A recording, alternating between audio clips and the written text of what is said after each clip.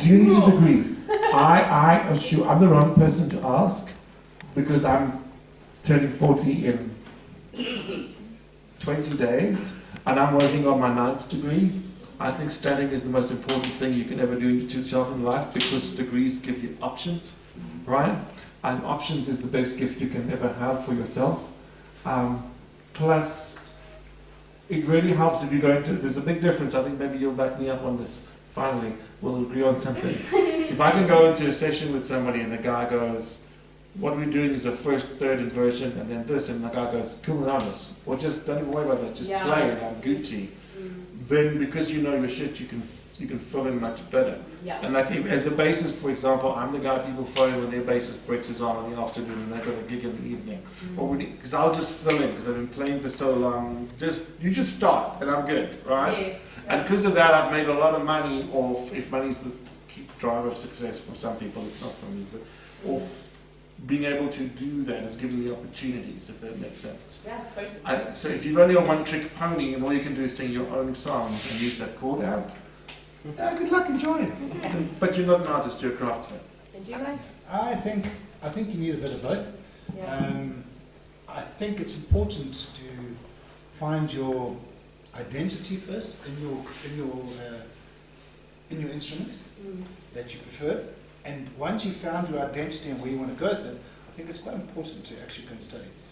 Learn to read is a very, very good thing because people can hire you. But they hire you because they want someone who can read and they throw dots at you. But they'll also hire you if you're a good musician and you're playing with your soul, your heart. If you can read and not play with your heart, you might as well forget it, as far as I'm concerned. You've got to play with passion, you've got to play with feel, and you've got to play with some creativeness as well that makes you stand out and not makes. I don't want to read dots to make myself sound like Adrian. You know what I mean? And he doesn't want to sound. I don't want to sound like anybody. I want to sound like myself. But that takes a lot of hard work and a lot of passion. I think you make a very good point there, because like one of the drummers I sometimes work with now, but less and less, his name is Dave Ashworth, and I've said this to him, so this isn't me skittering behind his back. He's probably one of the most studied drummers in the country. He's freaking phenomenal. He's a human metronome, right? Wow. We just like the intricacies, but I can't play it because he's a robot. There's no water in it. You know what I mean? There's no. So he's on point. He's stupendously in the tempo. He's like a freaking machine, but I might as well play with a freaking machine. You know what I mean? Yeah, it doesn't flow like water. So you need both. Yeah. So you need the rust on the strings and the theory in your head. When you guys write songs or produce songs or whatever, how are you guys able to, I don't know if I'm wording this properly, but how are you guys confident enough to just put yourself out there and to just put the song out there and sing it and be okay with it, not like scratch it the first time you hear it? Okay. It takes a lot of trial and error. You know, the song doesn't come bang. You know, you're there. So you work on your verses, your chorus, your middle eights. You work at beginning, endings important, middles, everything's important. So it's as you're working on the song. For me, the song seems to take on a life of its own, and I don't really care. I'm not that kind of person who worries about what other people think. So that's great for me. I will let that song find its own life and grow, and I'll put it down, I'll record it, off I go, and then I sit listening to it for hours and days, and start taking crap out. You know that we're not supposed to be. But yeah, it's all trial and error. You start off with your little plan and you figure, and you know, it's all about a groove, so or maybe not. You might find you're writing a song that doesn't have a beat, so it goes in and out, and it sort of worms its way along, and you've got to really plan that, and it grows, and like I say, it takes on a life of its own. When you know a song's good, you just know it's good.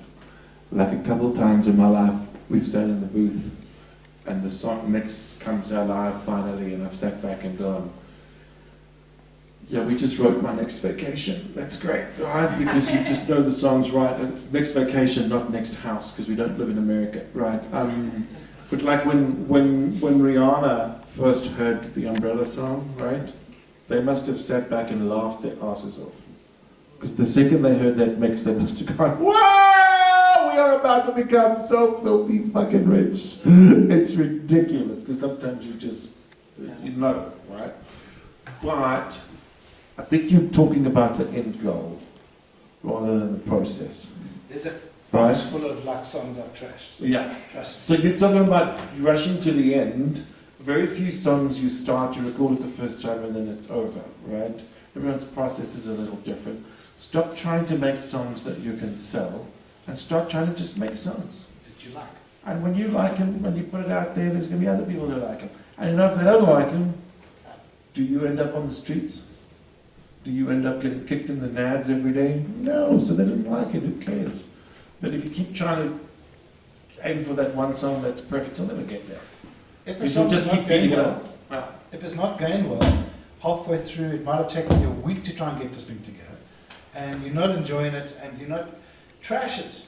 I've trashed hundreds of songs, hundreds. That's key to know as well. So for like Bon, do you know Bon? God, I'm showing my age. You know Bon Jovi, Yes. right? So Bon Jovi are a great example of when they don't go into studio to do an album until they've got 300 songs, and they record all 300, right?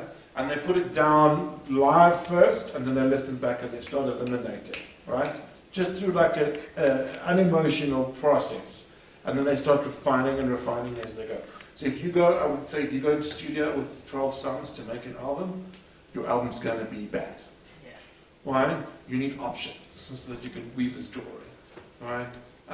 Don't aim for a film. Don't just do this because it's awesome. Do this because you'll have some of the best times in your life with some of the most amazing friends. I mean, like I was actually trying to use thinking this week in 1995, I was asked to do a New Year's Eve show, and on the 3rd of December, and I didn't have a bassist because my bassist was in a car accident. So I taught my then girlfriend how to play bass in 3 weeks, and we did a 3-hour show. And those 3 hours with her, those 3 weeks with her, were amazing. It was like our own little summer of '69, man. For both reasons. And it was, that's awful. I apologize. But it was so amazing because it was, what a great 3 weeks. And I look back on that time and it just makes me smile. And although we broke up when we were 18, she's still one of my best friends. And it was such a good time in my life. You know, do this for the experience, you know, rather than trying to end up as Bieber.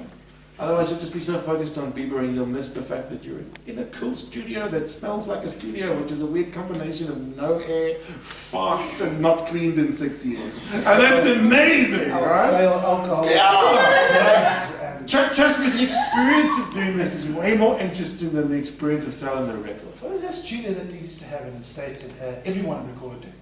You're going to have to narrow that down. Wait. It's There's a not some movie about studios. it. There's a movie about it. Dave Grosh did the movie.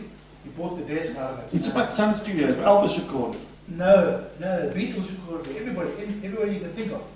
But apparently, if you take the carpets and stuff out there and shake it all out, you can become a drug dealer and make millions. I mean, there's like cocaine. Yeah, one more thing. Don't do drugs, kids.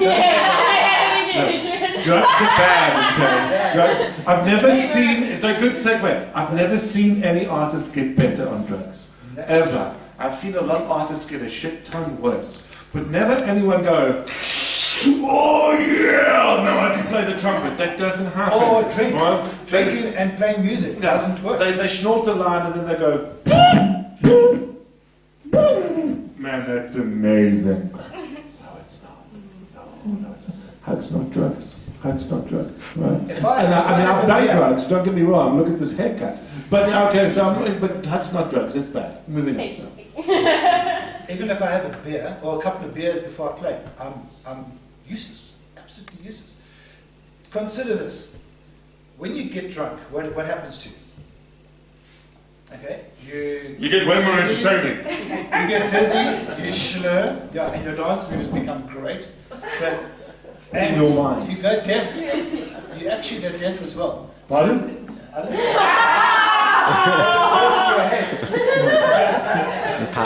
But you go deaf, so you start shouting. If you look at a bar, for instance, people sitting there drinking, and by like 6 o'clock at night, it's like, it's calm. It starts getting louder and louder. People start shouting at each other, and you're like thinking, hey, they've all gone deaf. So drinking doesn't work with music, nor does drugs. Forget about it. And smoking this stuff, to play music on this stuff. My brother used to smoke joints, okay, before while we do rehearsal, okay, he'd come with his bass guitar, and we've like gone from the A to the B to the C section, still in the A section, Dude, I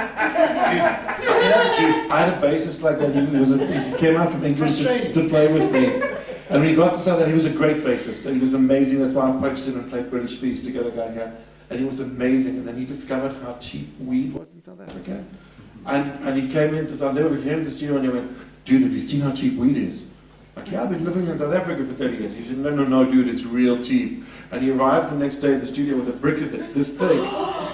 And that was, and he just started smoking constantly, and he went from someone who was so on point and brilliant to we'd spend the whole day working on tracks and getting it perfect, and the next day he'd have no memory at all of anything we did. And it's like, I can't emphasize how it's not drugs enough.